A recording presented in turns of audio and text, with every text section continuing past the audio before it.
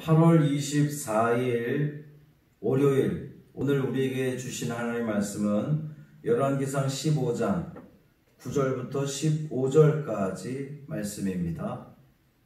열왕기상 15장 9절부터 15절까지 말씀 함께 읽겠습니다. 이스라엘의 여로보암 왕 제20년에 아사가 유다 왕이 되어 예루살렘에서 41년 동안 다스리니라. 그의 어머니 이름은 마아가라 아비살롬의 딸이더라. 아사가 그의 조상 다윗같이 여호와 보시기에 정직하게 행하여 남색하는 자를 그 땅에서 쫓아내고 그의 조상들이 지은 모든 우상을 없애고 또 그의 어머니 마아가가 혐오스러운 아세라상을 만들었으므로 태우의 위를 폐하고 그 우상을 찍어 기드론 시냇가에서 불살랐으나 다만 산당은 없애지 아니하니라. 그러나 아사의 마음이 일평생 여호와 앞에 온전하였으며 그가 그의 아버지가 성별한 것과 자기가 성별한 것을 여호와의 성전에 받들어 드렸으니 곧 은과 금과 그릇들이더라. 아멘. 이 말씀 하나님 말씀입니다. 오늘도 주님과 동행하시는 복 있는 삶, 승리하는 삶이 되시기를 주님의 이름으로 축원합니다. 어제 주일 낮 예배 잘 들으셨나요? 힘들고 어려울 때일수록 여러분의 믿음을 잘 붙잡아서 우리 몸은 멀어져도 마음만큼은 더욱더 하나님께 가까이 나아가는 여러분의 삶이 되기를 주님의 이름으로 축원합니다. 이 하루도 주님께서 아주 시의적절하게 매 순간순간마다 아주 적당하게 이끌어주시는 그 은총 가운데에 승리하시기를 주님의 이름으로 축원합니다.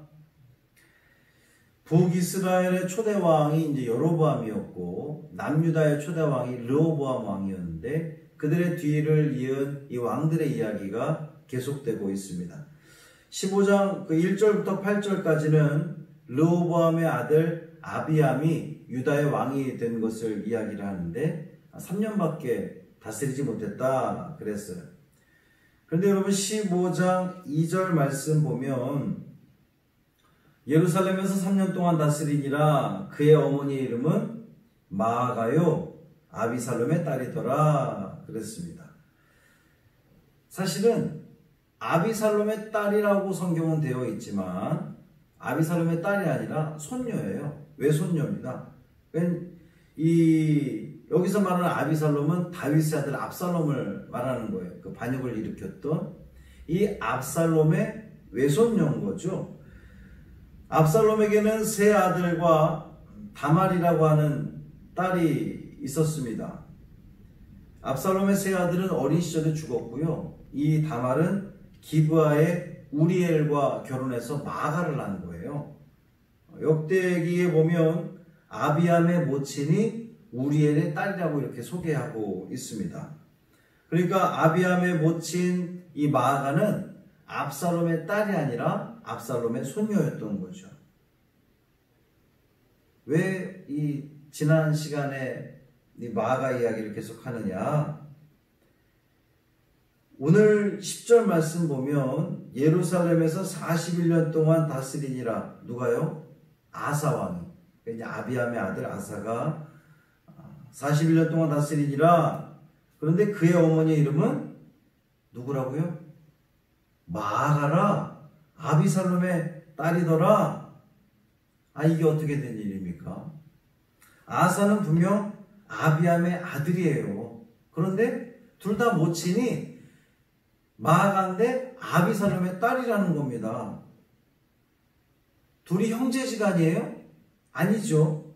분명 8절 말씀 보면 아비암이 그의 조상들과 함께 자니 다윗성에 장사되고 그 아들 아사가 대신하여 왕이 되니라 이렇게 밝혔어요. 분명히 아비암과 아사가 부자지간인 겁니다. 그렇다면 왜 또 이 아사의 모친이 압살롬의 딸 마아가냐? 그것은 이 히브리어의 발음이 이 어머니를 뜻하고 하는 이 단어가 할머니를 의미하기도 하고요. 또 하나는 이 할머니 마아가가 태후의 자리를 계속해서 유지한 것을 그것 때문에 이 아사의 모친으로 묘사된 것이라고 보기도 합니다. 중요한 것은 마아가는 이 아사의 어머니가 아니라 할머니라고 하는 거예요. 그러니까 이 남유다의 초대왕 르호보암, 그의 아들 아비암, 그 다음에 아사, 이 세 번째 유다의 왕 이야기입니다. 지금까지 이 왕들의 모습은요, 다 하나님 보시기에 악을 행했어요. 르호보암 왕도 그랬고 아비암도 그랬고, 그런데 이 아사 왕만큼은 그의 조상 다윗같이 이제 이 왕들의 기준이 다윗이에요. 다윗같이 여호와 보시기에 정직하게 행했다 그랬습니다. 아사 왕이 어떻게 하나님 보시기에 정직하게 행했는지는 12절 이하에 나옵니다. 남색하는 자를 그 땅에서 쫓아내고 그의 조상들이 지은 모든 우상을 없앴다 그랬어요. 여기서 말하는 남색하는 자는 동성연애자를 의미하지 않습니다. 당시에 그 이교도들의 의식에 동원된 남창들이 있었어요. 그러니까 남자 창기들. 이 남자 창기가 누구냐면 원어에 보면 그 정관사 더가 붙습니다. 그러니까 그 남창이거든요. 누구냐면 할아버지 르호보암 때에 성행했던 그 남창들을 다 그 땅에서 쫓아냈다는 거예요. 또 그의 조상들이 지은 모든 우상을 없앴다 그랬습니다. 할아버지 르호보암 때부터 이어져 오던 우상 숭배를 이 아사 왕이 끊었다는 거예요. 뿐만 아니라 이게 정말 쉽지 않은 일이었을 텐데 할머니 마아가가 세운 아세라상을 찍어서 불사르고 심지어 이 할머니를 태후의 자리에서 끌어내립니다. 아버지 아비암이 3년밖에 통치를 못했는데 일찍 죽자 계속해서 할머니 마아가가 태후의 자리에 있었던 거죠. 그런데 그 우상을 숭배하는 이 할머니를 태후의 자리에서 끌어내린 거예요. 그런데 14절 말씀 보면 다만 산당은 없애지 아니하니라. 뭔가 좀 찜찜함이 남죠. 왜 우상은 다 태워버리면서 산당은 남겨두었을까? 역대하 14장 3절 말씀 보면요, 이 아사 왕이 이방 제단과 산당을 없애고 라고 이렇게 기록하고 있습니다. 이건 본문과 좀 다른 기록이죠. 본문에서는 산당을 없애지 아니했다 그랬는데 역대하 말씀 보면 산당을 없앴다 그랬어요. 이것을 종합해 보면 이 아사 왕이 산당을 없애긴 없앴는데 전부 다 없애지 못하고 일부는 남겨두었다는 것으로 이렇게 보여집니다. 아마도 어떤 산당들은 이 아사 왕이 보기에 우상 숭배의 장소로 제단으로 보지 않았던 거죠. 왜냐하면 예루살렘에 이 하나님의 성전이 지어지기 전에는 그 산당에서 하나님을 예배 드렸기 때문이에요. 아사가 이러한 산당을 온전히 제거하지 않고 남김으로써 결국에는 그 후손들이 우상을 숭배하는 것에 그 불씨를 또 제공한 것이기도 합니다. 열왕기 저자는 아마도 이러한 그 치명적인 결과 때문에 역대기 저자와는 다르게 아사 왕이 일부의 산당들을 제거했음에도 그것에 대해서는 아예 언급조차 하지 않은 것이 아닌가 이렇게 보여집니다. 그럼에도 불구하고 아사의 마음이 일평생 여호와 앞에 온전하였으며 그랬어요. 아사가 산당을 모두 없애지 못한 그 과오가 있긴 하지만 그럼에도 불구하고 하나님 앞에서 그의 기본적인 마음의 자세는 온전하였음을 말하는 거예요. 다시 말해서 이걸 다시 바꾸어 표현해 보면 아사 왕이 산당을 온전히 제거하지 못한 일만 제외한다면 하나님 앞에 정직하게 살았다 이렇게 표현할 수 있습니다. 이것은 그 15장 5절 말씀 보면 다윗이 햇사람 우리아의 일을 제외하고는 하나님 앞에 정직하게 행했다라고 하는 것과 비슷한 맥락이에요. 매우 유사하죠. 아사 왕은 정직하게 행한 것에 있어서 다윗 왕을 떠올리게 했고, 또 뿐만 아니라 온전히 다 완벽하지 못하고 오점을 남긴 것에 대해서도 또 이 다윗 왕과 비슷함을 보여주고 있습니다.